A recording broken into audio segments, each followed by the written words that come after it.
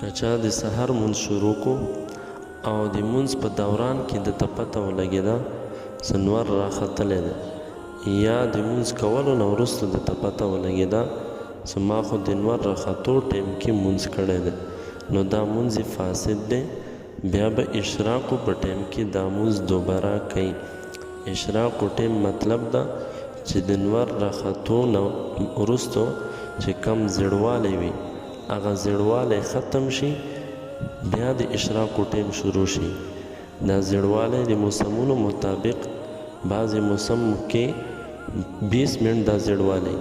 او په بعضو موسم کې 15 منټ بعضې موسم کې 10 منټه وي دغه زیړوالي په وخت کې 10 15 یا 20 منټه د دوران کې سجده لګول مکروه ده نو دې وجې نه نور راختو ټیم کې که چا مونځ کړی دا مونځ فاسد دی دا به اشراقو په ټیم کې بیا دوباره د دې قضا کوي